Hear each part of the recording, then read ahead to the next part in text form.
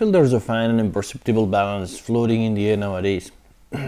Although people cannot see it, this balance exists and is real.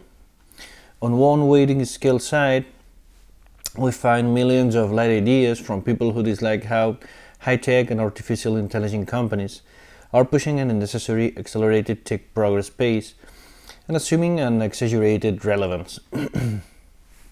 On the other side, there are fewer ideas but thicker than the previous group.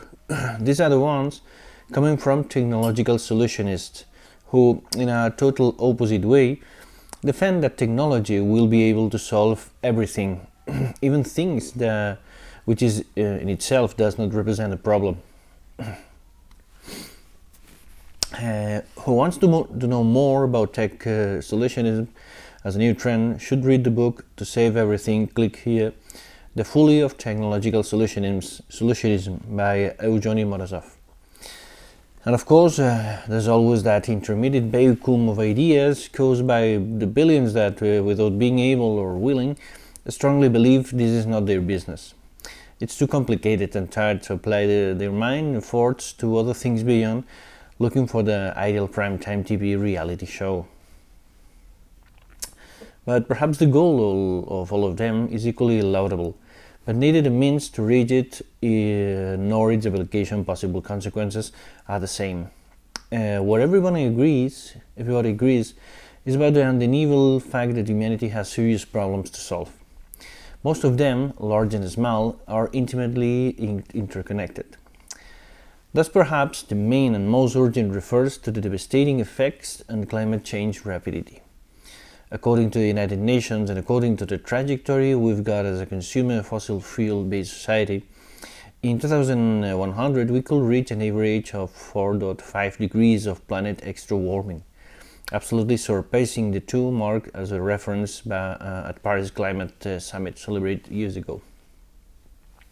This scary figure means much more than heat and air conditioning. It means famines, pests, and irrespirable air, mass migrations, economic collapse, or global armed conflicts to control the most precious resource, water. It means all the other problems I've referred to at the beginning. Don't you believe me? Too much alarmist maybe? I don't blame you. But in this case, please don't even think about reading David Wallace Wells' book, The Uninhabitable Earth, Life After Warming. This is a book where almost a third part corresponds to notes and reference to studies and research that corroborate his alarmist statements. Whether economic or environmental, we're lucky as humans to count on very capable people currently thinking about creative solutions. This is the case of Jeremy Rifkin. He explains in his latest book, The Green New Deal, why the fossil fuel civilization will collapse by 2028 and the bold economic plan to save life on Earth, his plan to cope with the near collapse of the fossil fuel economy.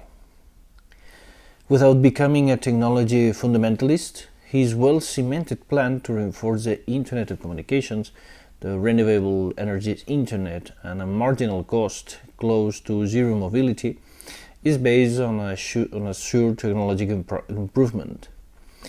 This is not a risk-free bet, because who's going to lead this decisive advance on technology towards those levels of excellence and perfection absolutely necessary to face such critical problems?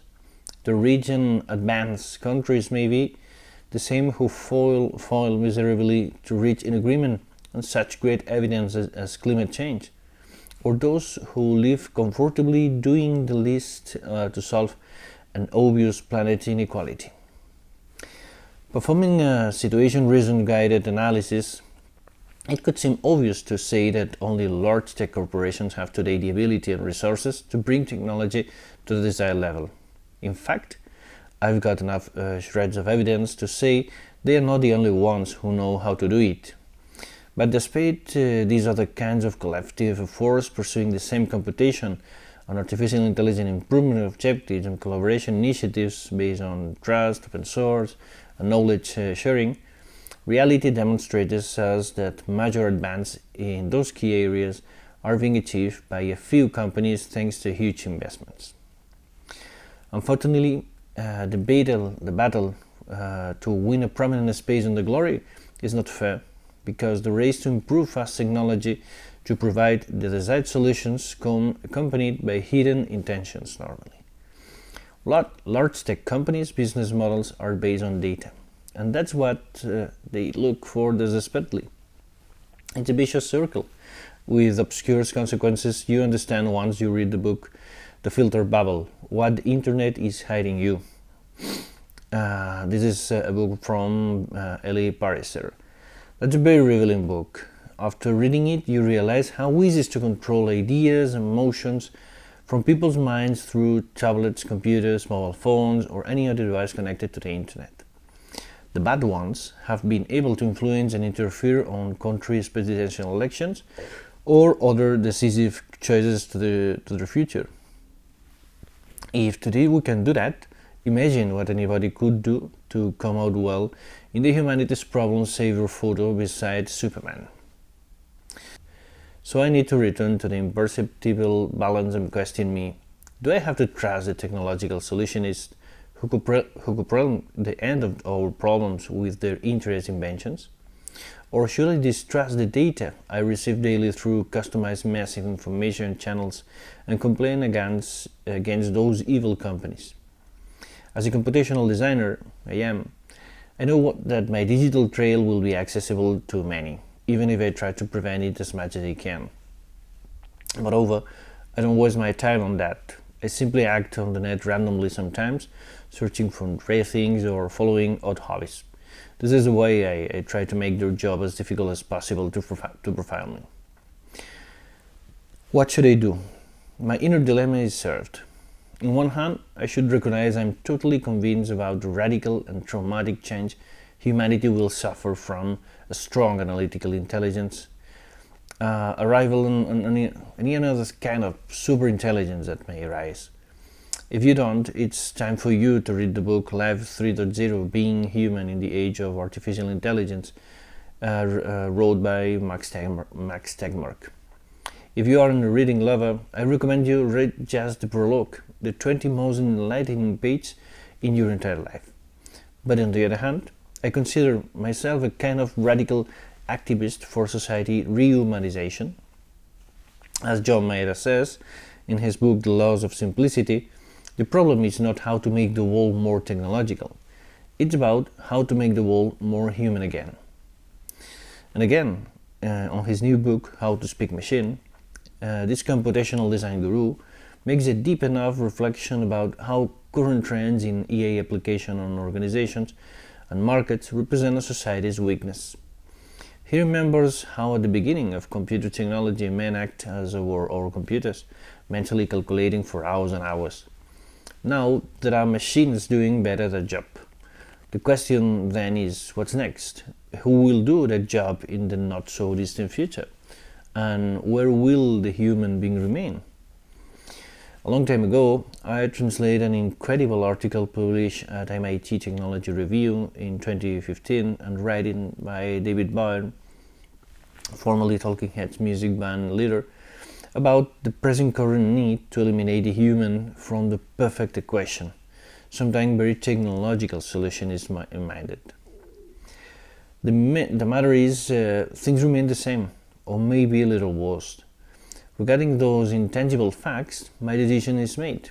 Don't let us, society, reach that point in human EA devotion. Let's put the human back in the equation as he deserves. In their daily work, John Maeda and Tricia Wong strive to make that happen. They try to make the thick data concept prevail over the technological standard that big data has become.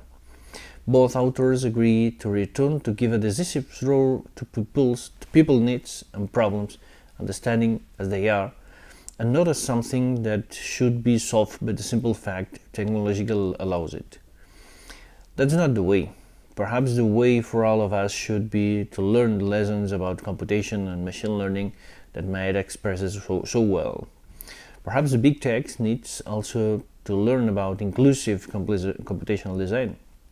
In any case, John Maeda reveals without no doubt, we must learn to speak machine, to realize there's no turning back, and the exponential race towards a new civilization origin, a new one marked by artificial intelligence and computation. While humanity waits for technological singularity, the balance between solutionists and the skeptics' ideas will continue to exist. The serious problems we face too. So let's face them from a human perspective.